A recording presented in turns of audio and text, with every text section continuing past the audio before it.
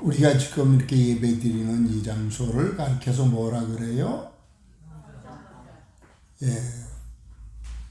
교회, 성전, 뭐 여러 가지로 말씀을 하는데, 성경의 이 시대적인 흐름에 따라서 부르는 명칭이 달라지지만은 다 똑같은 거거든요.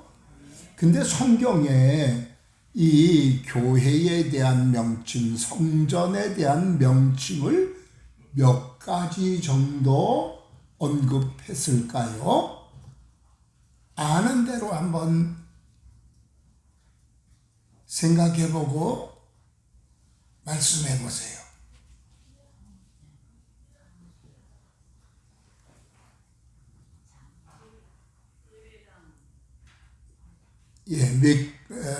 몇 가지 정도? 성소, 성전, 회당.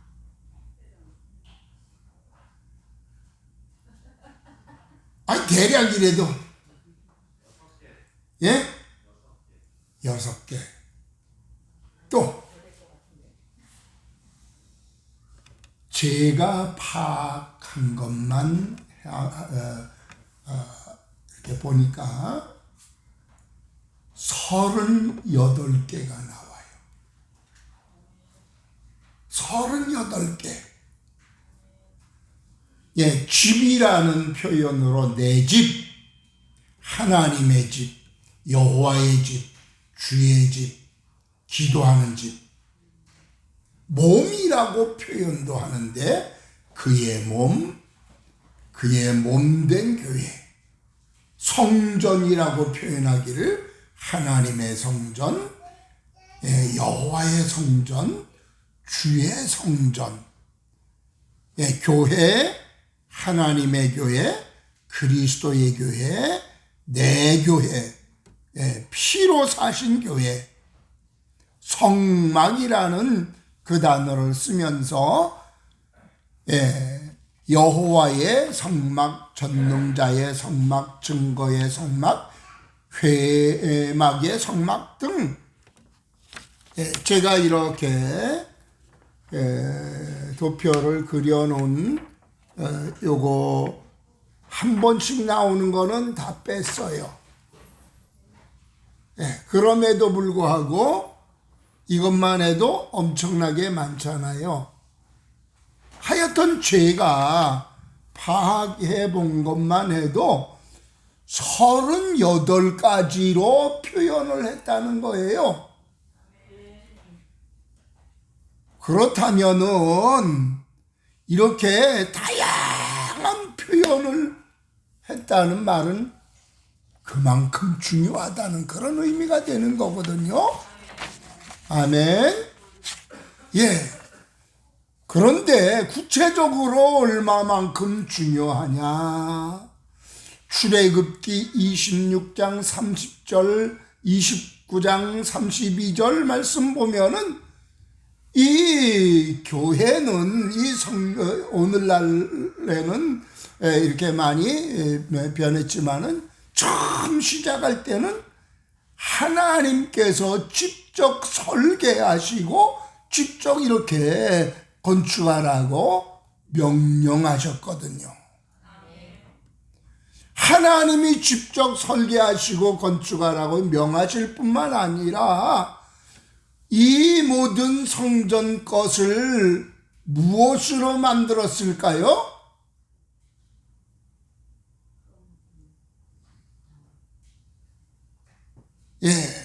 최대한 어떤 것으로? 순금으로, 기둥 전부 다 순금으로 씌우고 안에 있는 모든 기구들을 전부 다 순금으로 만들었어요.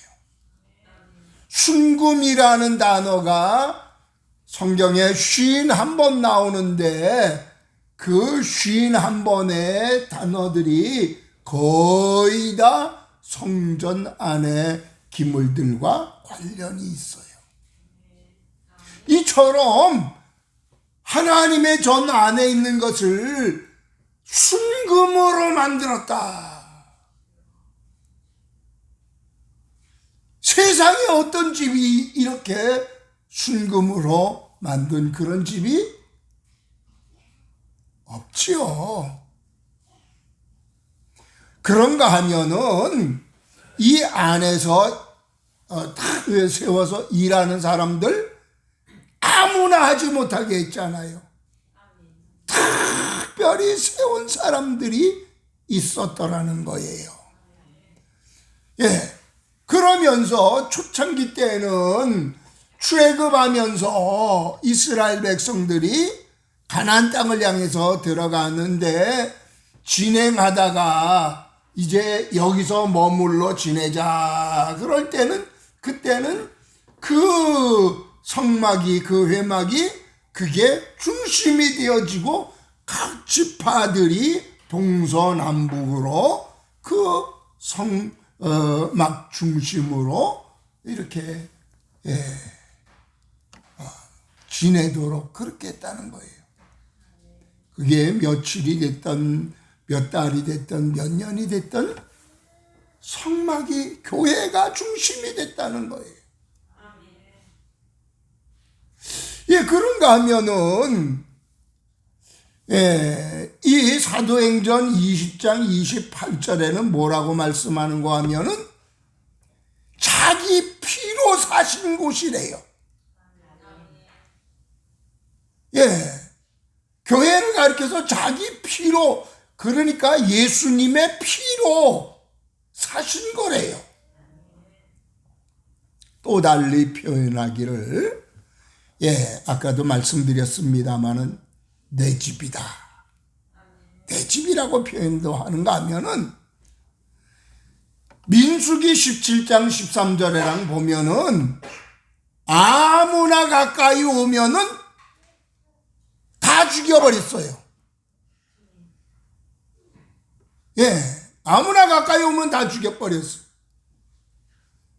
제사장, 대제사장도 함부로 지성소 안으로 들어오고 이렇게 할 때는 하나님께서 죽이셨거든요. 함부로 가까이 하지 못하게 했다는 거예요. 그런데 오늘날 우리들은 이렇게 가까이 불러주셨어요. 얼마나 감사해요.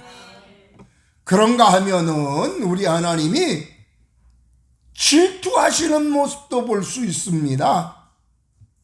학개서 1장 9절이라든가 이쪽에 가서 보면은 어떠하냐면은 이스라엘 백성들이 저 바벨론으로 포로로 잡혀갔다가 돌아와서 성전 재건할 때에 시험이 들어서 외부에서 자꾸 방해놓고 막 이렇게 하니까 중단시켜버리고 한없이 그냥 내버려 두고 자기네 집들만 아름답게 꾸미게 되잖아요. 그러니까 하나님께서 너희들이 내 집은 그냥 내버려 두고 황폐하게 버려두고 니네 집만 아름답게 꾸미냐? 그래서 하나님께서 그들이 수입이 많이 들어와도 우리 하나님께서 어떻게 하셨다 그러냐면은 다 불어버리셨대요. 그 말은 달리 표현하면은 수입 많이 들어왔어도 뭐 병원비로, 오늘날로 말하면 병원비로 나가버리고 뭐 엉뚱한 데로 다 여기저기 뭐 이렇게 해서 다 날아가 버리고 없더라는 거예요. 그런가 하면은 하나님의 그 말씀을 듣고 우리가 잘못했구나 그래서 학개 선지자를 통해서 말씀을 듣고 우리 가서 이제 산에 가서 그냥 나무도 찢고 막 그냥 해가지고 다시 이거 시작하자, 세우자 이렇게 했더니 하나님께서 금방 기뻐하시면서 뭐라고 하시는가 하면은 오늘부터 학개서 2장 19절에서 오늘부터 복을 주리라 그 말씀을 하셔요. 자, 그런가 하면은 마태복음 21장 13절에 보면은 성전에서 사람들이 정상적으로 하나님 앞에 예배를 이렇게 제사를 드리고 이렇게 하지 아니하고 목적이 다른 데에 있고, 예? 하나님 앞에 예배 드리는 데 목적을 두지 않고 사고 팔고 돈 버는 거기만 관심이 있으니까 우리 주님이 가서 다 엎어버리시잖아요. 예, 화를 내시는 그런 모습을 보게 됩니다. 예, 스가랴서 1장 14절에 우리 하나님께서 크게 질투하신다고 말씀하시고, 예? 그런가 하면은 열왕기상 8장 16절 9장 3절이랑 보면은 우리 하나님께서 하나님의 이름을 영원히 두신 곳이 하나님의 전이라는 거예요. 하나님의 이름을 영원히 둔 곳이래요. 그러면서 열왕기상 9장 3절에서는 하나님의 관심이 여기에 집중되어 있다는 거예요. 그래서 하나님의 눈길과 마음이 항상 거기에 있다고 말씀합니다. 다시 말씀드리면 하나님의 그 눈길이 교회를 향해서 항상 그 하나님의 눈길과 마음이 여기서 떠나가지 않는다는 거예요. 그러니 우리 하나님께서 얼마나 교회를, 얼마나 성전을 귀하게 여기시고 귀하게 여기시는가 하는 것을 잘 알 수 있다는 사실입니다. 우리는 뭐 이거 그냥 교회 뭐 아무것도 아닌 것처럼 여길 수도 있습니다만은 하나님의 관심은 그게 아니라는 거예요. 여기는 내 집이야. 내 피값으로 산 곳이야. 이게 내 몸이야. 아무나 함부로 들어오고 함부로 그냥 막 가까이 하면 내가 다 없애버린다는, 다 죽이셨고요. 그러면서 이 하나님의 전을 최상으로 빛나도록 값어치 있도록 순금으로 다 만들게 하고 씌우게 하고, 그게 얼마나 두껍게 이렇게 기둥에랑 순금으로 씌우고 이렇게 했으면은 바벨론이라든가 이런 나라들이 쳐들어왔을 때에, 그때에 하나님께서 치셨던 그런 때인데 성전에 있는 기둥에 있는 금들을 다 벗겨갔더라고 그런 말을 합니다. 자, 이처럼 하나님께서 교회를 귀히 여기시고 관심이 집중되어 있는데 왜 이렇게 하느냐? 출애굽기 25장 22절에서는 하나님과 성도들이 만나는 장소라는 거예요. 여러분들 아무나 만나주는 거 아니거든요. 하나님이 만나주시는 장소래요. 그런가 하면은 출애굽기 29장 42절에서는 하나님께서 말씀을 주시는 장소라는 거 말씀합니다. 민수기 11장 17절에서는 하나님의 영이 임하는 장소래요. 이 장소에 들어올 때에 하나님께서 하나님의 영을 쏟아 부어 주셔서 어떤 사람들 같은 경우는 처음 나왔는데 확 뒤집어져서 예수 믿게 되는 사람들 간증을 우리가 종종 듣게 됩니다. 하여튼 하나님의 영이 임하는 장소다. 이사야 56장 7절에서는 하나님께서 우리들을 기쁘게 해주시는 장소래요. 기뻐할 것 없는 세상에서 하나님의 전에 오면은 하나님께서 기쁨을 주신다. 그 기쁨은 세상에서 주는 기쁨하고는 다른 거예요. 이 기쁨은 하늘의 기쁨, 하나님의 기쁨, 천국의 그런 기쁨이거든요. 하나님께서 그런 기쁨 주실 때에 여러분들, 저도 체험해 보니까 붕 떠다니는 것 같아요. 자, 일단 하나님이 기쁨을 주시는 장소라고 말씀해 주시고, 출애굽기 20장 24절이나 시편 128편 5절이나 이곳에서 보면은 복 주시는 장소가 여기래요. 하나님께서 복 주시는 장소가 바로 하나님의 전이라는 거예요. 그래요. 하나님의 전을 귀하게 여기고 하나님 앞에 복받은 사람들 참 많거든요. 아멘. 그 전에 서울의 소망교회 지금은 원로 목사님 되셨지만 곽선희 목사님이 그 교회에 건축한 그런 사례를 듣는데, 그 교회 건축위원장 그 장로님이 병들어서 이제 죽게 됐는데, 시한부 인생인데 하나님 앞에 가려고 하니까 내가 세상에서 한 것 아무것도 없이 하나님 앞에 갈 수는 없으니까 목사님한테, 목사님 이번 성전 건축할 때에 저한테 책임을 맡겨주세요. 건축위원장 되게 해주세요.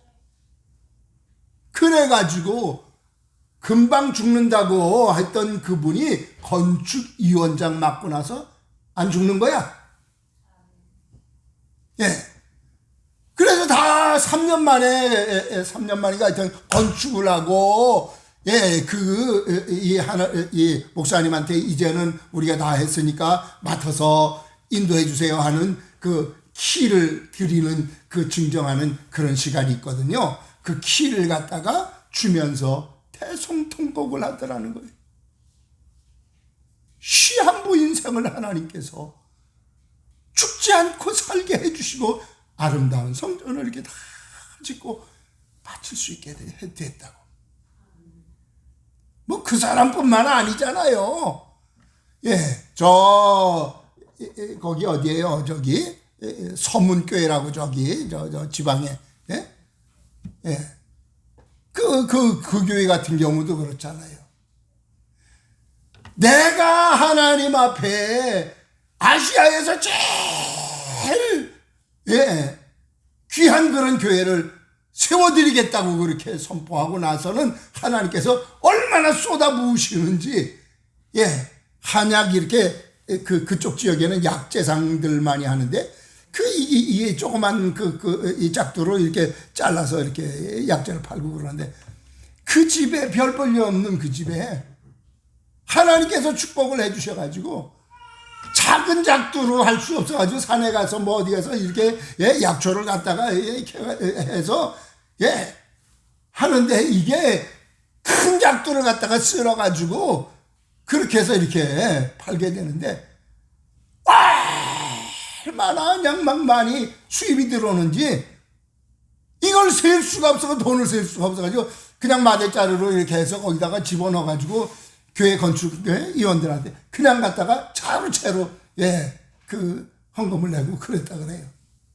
그래서 지금은 달라졌지만 하여튼 아시아에서 제일 큰 돌로 된 그런 교회를 건축했다고 그런 말을 우리가 듣게 됩니다. 하여튼 하나님께서 하나님의 전에 대해서 관심을 갖고 이렇게 한 모든 사람들에게 특별하게 복 주시는 그런 사례들을 우리는 너무 많이 봅니다. 제가 쓴 건축 아름다운 이야기들이라는 그 책에 봐도 그래요. 하여튼 교회는 복 주시는 장소다. 복과 관련되어 있다는 겁니다. 스가랴서 6장 13절에는 영광스럽게 영광을 얻게 해주는 장소라고 또 말씀합니다. 레위기 16장 33절에는 속죄하는 장소래요. 죄 용서받게 하는 장소래요. 아멘. 속죄의 장소. 시편 14편 7절, 이사야 46장 13절 여러 곳에 보면은 또 이 장소가 어떤 장소냐면은 구원을 얻게 하는 장소라는 거예요. 구원받게 하는 장소라는 거예요. 이 말은 달리 말하면은 지옥에 갈 사람이 천국 갈 수 있도록 해주시는 장소가 교회라는 겁니다. 아멘. 예, 요새 엉뚱한 신앙인들 교회 밖에도 구원이 있다. 어느 곳에 가도 어느 종교에 가도 구원이 있다 그러는데 그건 거짓말이에요. 예, 제가 군대에 있을 때랑 이 절간에서 상당히 높다고 하는 그런 중하고 같이 대화를 나누어 봤더니 자기네들 말로는 극락세계가 있다고 그러지만은 깊이 들어가면 사실은 없어요. 그 소리를 나한테 하더라고. 내가 물어봤어요. 당신네 애들은 열심히 이렇게 하고 그러면은 극락세계도 가고 열반의 경지에도 들어가고 이렇게 한다 그런데 최근에 얼마나 극락세계에 간 사람들이 있습니까? 물어보니까 하는 소리가 1, 2세기 안에 한두 명 들어갔을까요?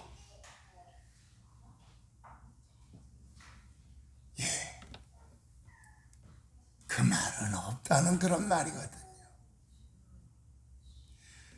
잘라 그래. 노력해도 그 말은 천국에 들어가는 사람 없다는 그런 말이나 마찬가지예요. 여러분, 그러나 우리는 예수 그리스도를 참으로 믿는 사람은 천국 가잖아요. 아멘. 내 힘, 내 공로 때문에 가는 게 아니라 예수 그리스도의 피 공로 때문에 그 천국에 가는 거거든요. 아멘. 다만 내가 진짜 믿는 사람은 거기에 따른 행동이 나오는 거지요. 진짜 믿는 사람은. 안 믿으니까 행동이 안 나오고 적당히 믿지요. 참 믿는 사람은, 하나님을 정말 인정해드리는 사람은 행동이 다른 거예요. 아멘. 바로 이 장소가 구원의 장소고, 요엘서 2장 23절에는 은혜 베푸시는 장소고, 시편 20편 2절에는 도와주시고 붙들어 주시는 장소래요. 아멘. 이사야 35장 10절에서는 슬픔과 탄식이 사라지게 하는 그런 장소래요. 우리가 가지고 있는 슬픔도 탄식도 사라지게 만드는 장소가 바로 하나님의 전이라는 겁니다.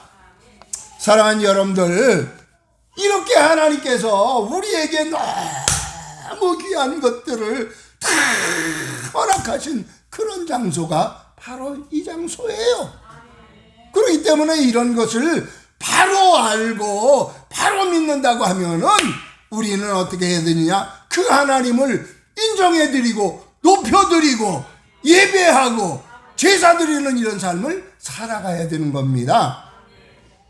그게 바로 예배드리는 게 곧 성경에서는 잔치집으로 비유하잖아요. 누가복음 14장 23절에랑 보면은 잔치집으로 비유하면서, 잔치집에 주인이 나가서 이렇게 보니까 다 잔치 먹을 거랑 다 준비되고 다 그랬는데 보니까 사람들이 청했는데 별로 없어. 그러니까 가서 강권적으로 불러다가 채워라, 그 말을 하잖아요. 여러분들 그래요. 우리가 예배 드리면서 이게 잔치란 말이야. 하나님의 집의 잔치야. 근데 텅텅 비게 하고 이렇게 하면은 하나님께서 안타까워하시고 강권적으로라도 채우라는 거예요. 오늘 이 시대에 많은 사람들이 그저 뭐 나 한 사람의 신앙도 제대로 이렇게 간수하지 못하는 그런 시대 속에 살고 있지만은, 하나님의 관심은 나 한 사람뿐만 아니라 다른 사람들이 함께 구원의 자리에 참여하기를 원하시는 거예요. 그렇기 때문에 강권에서라도 그 말은 강죄로라도 끌어다가 앉혀놓으라는 거예요. 아멘. 여러분들, 우리가 그렇게 다른 사람들을 전도하고 또 주저앉아 있는 사람들을 그렇게라도 채우는 이 작업을 해야 된다는 그런 말이에요.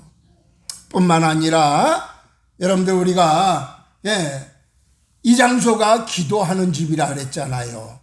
이사야 56장 7절, 마태복음 21장 13절, 기도하는 집인데 강도의 소굴로 만들어놨다.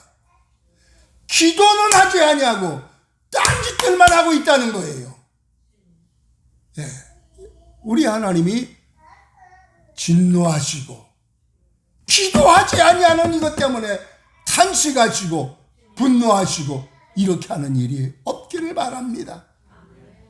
기도 아무 데서나 하면 됐지. 아니요. 아무 데서나 예배드리면 됐지. 아니요. 성경은 분명히 말씀하시기를 내가 정해놓은 곳에서, 여기서 나 하나님께 예배드려라. 그렇게 말씀하시거든요. 여기가 유일한 구원의 통로이기 때문에 그렇게 말씀하시는 거거든요. 그렇기 때문에 성전을 이 초창기 때에 그 성막을 이렇게 짓고 그럴 때에는 문도 하나밖에 없었어요. 문도 하나밖에. 바로 그거는 예수 그리스도가 양의 문이라고 말씀하시는 그 유일한 문. 다시 말씀드리면 예수 그리스도밖에 구원의 문이 없다는 그 말이거든요. 다른 방법으로 구원, 사죄받는 거 없다는 거예요. 교회를 통해서, 교회의 몸 되신 예수 그리스도를 통해서, 예수 그리스도의 피값으로 산 교회를 통해서 구원도 주시고 사죄의 은총도 주시고 모든 은혜를 주신다는 겁니다. 그런 거로 우리가 교회가 귀하다는 사실을 잊지 마시기를 바랍니다. 다음 주는 우리가 우리 창립 38주년 기념으로 감사 예배 드릴 날이잖아요. 이날 더더군다나 귀하게 여기시고 다른 분들 다 저기서 같이 하나님 앞에 예배 드리며 영광을 올려드릴 수 있게 되기를 바랍니다. 그래서 하나님의 잔치집에 하나님께서 만족해 하시고 복 주시는 이런 기회가 되어지기를 주님의 이름으로 축복합니다. 아멘.